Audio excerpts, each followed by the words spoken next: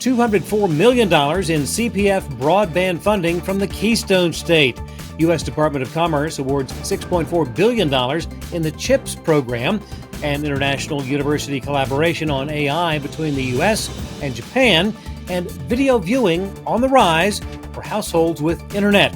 Those stories and more on This Week in the Broadband Universe. Hello, everyone, and welcome. I'm Craig Corbin. The Pennsylvania Broadband Development Authority this week awarded more than $200 million through the Commonwealth's Broadband Infrastructure Program. Verizon receiving the largest award of more than $78 million. Comcast slated to receive nearly $62 million. Among the local providers winning awards, Adams CATV, Alleghenies Broadband, Blue Ridge Communications, Claverick Communications, and Upward Broadband. Funding came from the Capital Projects Fund. All 50 states, along with the District of Columbia and Puerto Rico, now have NTIA-approved digital equity plans. The most recent approvals went to plans from Colorado, Illinois, Iowa, Mississippi, New Mexico, and Utah.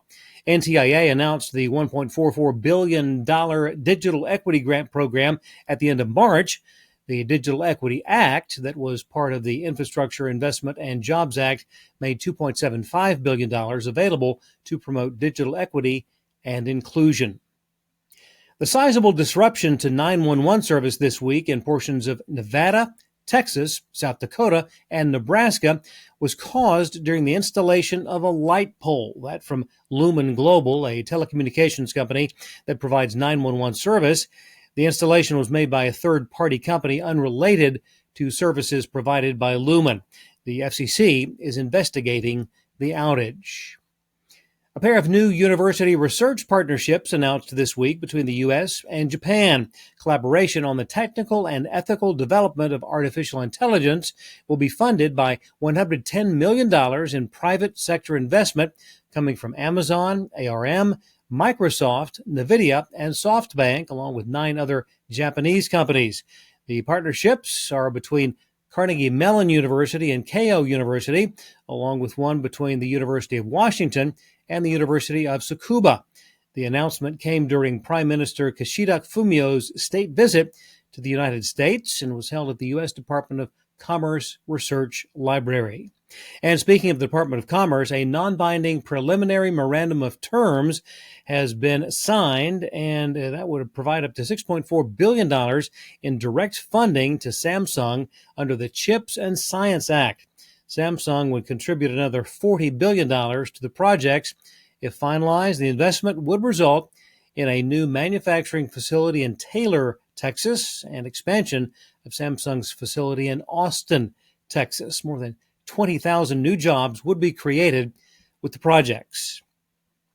FCC Chairwoman Jessica Rosenworcel supports legislation moving through Congress that would force TikTok parent company ByteDance to divest the app or have it banned. Rosenworcel has expressed shock over how U.S. law prevents foreign ownership of old media assets while having nothing to say about new media.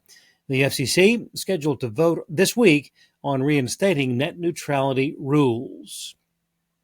OIX, a nonprofit industry association and an accredited standards developer of the American National Standards Institute, is celebrating its 10-year anniversary this year. OIX, a key influencer in advancing global internet interconnection, and has advanced global internet infrastructure by way of initiatives, including development of 4 ANSI-recognized standards. Compared to viewing habits from 2020, U.S. internet households now watching 6 more hours of video each week. That from research by Parks Associates. The average now is 43.5 weekly hours across all viewing devices. 61% of all internet households watch streaming services. 50% watch a free ad-supported service or ad-based video-on-demand service at least once every week. Netflix had a good first quarter, adding 9.3 million subscribers and boosting sales growth by 15%. In 2023, those numbers were 1.75 million subs and revenue growth of just 3.7%. Globally, customers of Netflix ad-supported tiers up 65% over Q1 of 2023. The company also announced that they will discontinue announcing quarterly subscriber numbers. And finally, it looks like the long-embattled Diamond Sports Group may well emerge from bankruptcy in June. A Houston bankruptcy court judge has approved the company's Chapter 11 restructuring plan. All interested parties have until May 22nd to file objections. Earlier this month, Diamond announced a renewal of carriage agreement for their Bally Sports regional sports channels with Charter Communications, the largest U.S. pay TV provider. In January, Diamond Sports secured $450 million in debtor-in-possession financing, along with a recent $115 million investment from Amazon. Well, thanks for watching. See you next time on This Week in the Broadband Universe.